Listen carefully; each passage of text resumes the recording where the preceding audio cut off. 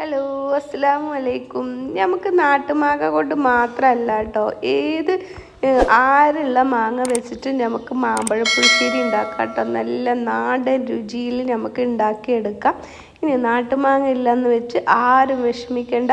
ഇതുപോലെ നല്ല അടിപൊളിയിലും മാമ്പഴ പുളിശ്ശേരി ഉണ്ടാക്കിയെടുക്കാം കേട്ടോ. ഇത് മാത്രം മതി, എത്ര ചോറ് വേണമെങ്കിലും ഉണ്ണാൻ. ഇതിൻ്റെ അണ്ടി പോലും നമ്മൾ ഒഴിവാക്കൂല കേട്ടോ. മാങ്ങയുടെ അത്രയും നമുക്ക് ഇഷ്ടപ്പെടും. അപ്പോൾ ഇതാ ഞാൻ കുറച്ച് മാങ്ങ എടുത്തിട്ടുണ്ട്. ഇതുപോലത്തെ മാങ്ങയും കുറച്ച് എടുത്തിട്ടുണ്ട്. അതേപോലെ നമ്മളെ മൂവാണ്ടൻ ഉണ്ടല്ലോ, വെള്ള മൂവാണ്ടൻ, അതും എടുത്തിട്ടുണ്ട് കേട്ടോ കുറച്ച്. അത് ഞാൻ തൊലിച്ച് വെച്ചിരുന്നു. അതാണ് കേട്ടോ ഞാൻ കാണിച്ചു തരാൻ വിട്ടുപോയത്. ഞാനിപ്പോൾ കാണിച്ചതാണ് നമ്മുടെ വെള്ള മൂവാണ്ടൻ. അത് നല്ല നാരുള്ള മാങ്ങയാണ്. അത് നമ്മൾ എടുത്തിട്ടുണ്ട്. പിന്നെ നമ്മൾ നേരത്തെ കാണിച്ച മാങ്ങയാണ്. അത് നല്ല മണമുള്ള നല്ല മാങ്ങയാണ് കേട്ടോ. അത് പഴുത്താലും ഇതുപോലെ തന്നെയാണ് കേട്ടോ കളർ ഉണ്ടാകുക. അപ്പോൾ രണ്ടും ഞാൻ കുറച്ച് എടുത്തിട്ടുണ്ട്. നിങ്ങൾക്ക് എത്രണ്ട് വേണോ അതിനനുസരിച്ച് എടുക്കാം കേട്ടോ. എന്നിട്ട് നമ്മളിതൊരു മൺചട്ടിയിൽ ഇട്ട് കൊടുക്കുകയാണ്. എന്നിട്ട് ഒരു 1.25 കപ്പോളം വെള്ളം ചേർത്ത് കൊടുക്കാം. എന്നിട്ട് ഇതിലേക്ക് 1/2 ടേബിൾ സ്പൂണ് മഞ്ഞൾപ്പൊടി ചേർത്ത് കൊടുക്കാം. പിന്നെ ഞാൻ 1/2 ടേബിൾ സ്പൂണ് മുളക് പൊടിയാണ് കേട്ടോ ചേർത്ത് കൊടുക്കുന്നത്. ഇത് നല്ല എരിവുള്ള മുളക് പൊടിയാണ്. അതുകൊണ്ട് ഞാൻ 1/2 ടേബിൾ സ്പൂൺ. നിങ്ങൾക്ക് കളറൊക്കെ കിട്ടാൻ വേണ്ടി കശ്മീരി മുളക് പൊടി വേണമെങ്കിൽ ചേർത്ത് കൊടുക്കുക കേട്ടോ. ഞാനത് ഉപയോഗിക്കാറില്ല. ഇപ്പോൾ ഇതാ ഞാൻ ഉപ്പ് ചേർത്ത് കൊടുത്തിട്ടുണ്ട്. എന്നിട്ട് നല്ലോണം ഒന്ന് മിക്സാക്കി എടുക്കാം കേട്ടോ. ഉപ്പും ചേർത്ത് കൊടുത്തിട്ട് എന്നിട്ട് നമുക്കിതൊന്ന് അടച്ച് വെച്ച് നല്ലോണം ഒന്ന് വേവിച്ചെടുക്കണം. ഇത് ഇടയ്ക്കൊക്കെ ഒന്ന് ഇളക്കി കൊടുക്കുക. ഇളക്കി കൊടുക്കുമ്പോൾ നമ്മുടെ മാങ്ങയൊന്നും ഉടഞ്ഞു പോവാണ്ട് എടുക്കാൻ നോക്കുക കേട്ടോ. എന്നാൽ മാങ്ങ നല്ലോണം വേവും വേണം. അപ്പോൾ ഇതാ നമ്മളിത് അടച്ച് വെച്ച് കൊടുത്തിട്ടുണ്ട്. ഇനി ഇതിവിടെ വെന്ത് വരട്ടെ. ഇപ്പോൾ ഇതാ ഒരു 2-3 മിനിറ്റോളം കഴിഞ്ഞിട്ടുണ്ട് കേട്ടോ. അപ്പോൾ ഇതാ നമ്മുടെ മാങ്ങയൊക്കെ നല്ലോണം വെന്തിട്ടുണ്ട്. നമ്മൾ ഇടയ്ക്കൊക്കെ ഇത് ഇളക്കി കൊടുത്തിട്ടുണ്ടായിരുന്നു കേട്ടോ. കണ്ടോ, നല്ലോണം വെന്തിട്ടുണ്ട് നമ്മുടെ മാങ്ങ. എന്നാൽ ഉടഞ്ഞു പോയിട്ടുമില്ല. ഇതപ്പോൾ ഇതുപോലെ നല്ലോണം വെന്തതിന് ശേഷം നമുക്കിതിലേക്ക് ഒരു ടേബിൾ സ്പൂണോളം ശർക്കര ചേർത്ത് കൊടുക്കാം. ഈ മാങ്ങ നല്ല മധുരമാണ് കേട്ടോ. അതുകൊണ്ടാണ് ഞാൻ 1 ടേബിൾ സ്പൂൺ ചേർത്ത് കൊടുക്കുന്നത്. മധുരം കുറവുള്ള മാങ്ങയാണ് ഒരു 2 ടേബിൾ സ്പൂൺ ചേർത്ത് കൊടുക്കുക. പിന്നെ നമ്മൾ ഒരു തണ്ട് കറിവേപ്പില കൂടി ചേർത്ത് കൊടുത്തിട്ടുണ്ട്. എന്നിട്ട് ഒന്നുകൂടി മിക്സാക്കി എടുക്കുന്നുണ്ട്. ഇപ്പോൾ ഇതാ നല്ലോണം ഒന്ന് മിക്സാക്കി എടുത്തിട്ടുണ്ട് കേട്ടോ. ഇനി നമുക്കിതിവിടെ ഒന്ന് തിളക്കട്ടെ. തുറന്ന് വെച്ചിട്ട് തന്നെ ഇതൊന്ന് കുറച്ചൊന്ന് വെള്ളം വറ്റി വരട്ടെ. അതുവരെ നമുക്കിതിൻ്റെ തേങ്ങ അരപ്പ് ഉണ്ടാക്കിയെടുക്കാം. അപ്പോൾ ഇതുപോലെ ഞാൻ 2 പിടി തേങ്ങയാണ് കേട്ടോ എടുത്തിട്ടുള്ളത്. ഇതുപോലെ 2 പിടിയാണ് നമ്മൾ കൈ നിറച്ചിട്ട് അത് നമ്മുടെ മിക്സിയുടെ ജാറിലേക്ക് ഇട്ട് കൊടുക്കുക. പിന്നെ 1 കപ്പ് തൈരാണ് നമുക്ക് വേണ്ടത്. അത്യാവശ്യം പുളിയുള്ള തൈര്. അത് നമ്മൾ പകുതി കുറച്ച് ഭാഗം ഒഴിച്ചിട്ട് ഈ തേങ്ങ അരക്കാനുള്ള ഭാഗം മാത്രം ഒഴിച്ചു കൊടുക്കുക. എന്നിട്ട് ഒരു 1/2 ടീസ്പൂണ് ചെറിയ ജീരകം ചേർത്ത് കൊടുക്കുക. ഇതിനോടൊപ്പം നിങ്ങൾക്ക് പച്ചമുളക് വേണമെങ്കിൽ ചേർത്ത് കൊടുക്കാം. എൻ്റെ മുളക് നല്ല എരിവ് ഉണ്ടാകുകൊണ്ട് പച്ചമുളക് ചേർത്ത് കൊടുക്കണില്ല. എന്നിട്ട് ഇതാ നമ്മളിത് പേസ്റ്റ് പോലെ അരച്ചെടുത്തിട്ടുണ്ട്. ഇനി നമ്മളിതൊരു ബൗളിലേക്ക് ആക്കി കൊടുക്കുകയാണ്. ബാക്കിയുള്ള തൈര് ഒന്ന് അടിച്ചെടുക്കുന്നുണ്ട് കേട്ടോ.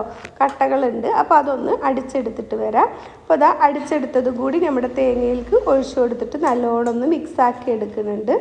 ഈ അരപ്പ് ഉണ്ടാക്കണ നേരം മാത്രം മതി കേട്ടോ. പിന്നെ നമ്മൾ തുറന്ന് വെച്ചിട്ട് മാങ്ങ വെച്ച് കൊടുത്തിട്ടുള്ളത്.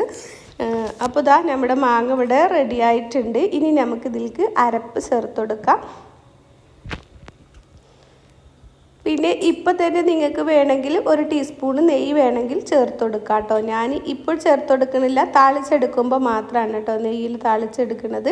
ഇപ്പോൾ അതാ നമ്മളിത് അരപ്പ് ഒഴിച്ചു കൊടുത്തിട്ടുണ്ട്. ഇനി നമ്മുടെ മിക്സിയുടെ ജാറൊക്കെ കഴുകിയിട്ടുള്ള വെള്ളമാണ് കേട്ടോ. അതും നമ്മൾ ഇതിലേക്ക് 1 കപ്പോളം ഉണ്ട്. അതും കൂടി നമുക്ക് ചേർത്ത് കൊടുക്കാം. എന്നിട്ട് നല്ലോണം ഒന്ന് മിക്സാക്കി എടുക്കണം. അപ്പോൾ അതാ നമ്മൾ അത് കൂടി ചേർത്ത് നല്ലോണം ഒന്ന് മിക്സാക്കി എടുക്കുന്നുണ്ട് കേട്ടോ. ഇതുപോലെ നിങ്ങൾ മാമ്പഴ പുളിശ്ശേരി ഉണ്ടാക്കിയിട്ടുണ്ടെങ്കിൽ ചോറ് എത്ര വേണമെങ്കിലും കഴിക്കും കേട്ടോ. ഈ മാങ്ങ ഇതിൽ നിന്ന് കഴിക്കാനാണ് കേട്ടോ കൂടുതൽ ടേസ്റ്റ്. ഞാനാണ് ഇതിൽ കൂടുതലും മാങ്ങ കഴിച്ചത് കേട്ടോ. എനിക്ക് നല്ല ഇഷ്ടമാണ് ഇതുപോലത്തെ മാങ്ങ. ഇങ്ങനെ മാമ്പഴ പുളിശ്ശേരി ഉണ്ടാക്കി കഴിക്കാൻ കേട്ടോ. മക്കൾക്കും എല്ലാവർക്കും ഒരുപാട് ഇഷ്ടമായി കേട്ടോ. അപ്പോൾ ഇതാ നല്ലോണം ഉപ്പൊക്കെ ഉണ്ടോയെന്ന് നോക്കി വെക്കുക. നല്ലോണം ഇളക്കി എടുത്തിട്ടുണ്ട്. ഉപ്പ് കുറച്ച് കുറവുണ്ട് കേട്ടോ. ഈ സമയത്ത് തന്നെ ഉപ്പൊക്കെ ചേർത്ത് കൊടുക്കുക. അപ്പോൾ അതുകൂടി ഇട്ടിട്ട് ഞാൻ നല്ലോണം ഒന്ന് മിക്സാക്കി എടുത്തിട്ടുണ്ട് കേട്ടോ.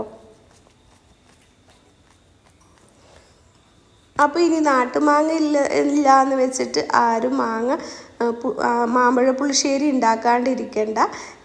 ഏത് മാങ്ങ വേണമെങ്കിലും, നാരുള്ള ഏത് മാങ്ങ വേണമെങ്കിലും എടുത്തിട്ട് നമുക്ക് ഇതുപോലെ ഉണ്ടാക്കിയെടുക്കാം കേട്ടോ.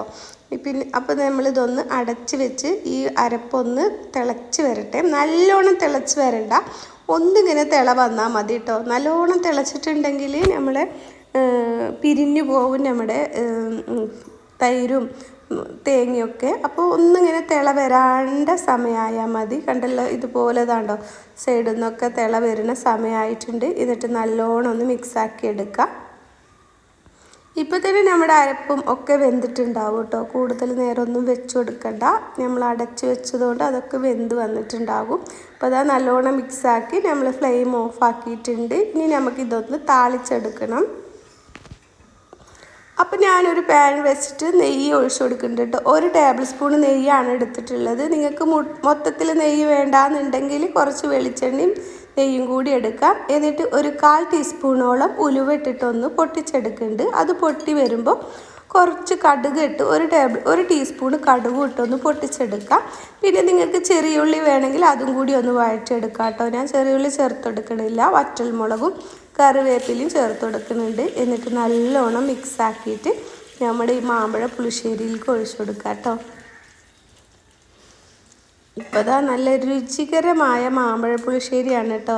മാവിൽ കപ്പലോടുന്ന ടേസ്റ്റിലാണ് നമ്മൾ ഉണ്ടാക്കിയിട്ടുള്ളത്. എല്ലാവർക്കും വീഡിയോ ഇഷ്ടമായെന്ന് വിചാരിക്കുന്നു. ഇഷ്ടമായിട്ടുണ്ടെങ്കിൽ റിലേറ്റീവ്സിനും ഫ്രണ്ട്സിനും ഒക്കെ ഒന്ന് ഷെയർ ചെയ്ത് കൊടുക്കണേ. അപ്പോൾ ഇതുപോലത്തെ നല്ല വീഡിയോയുമായി വീണ്ടും വരാം. അസ്സലാമു അലൈക്കും.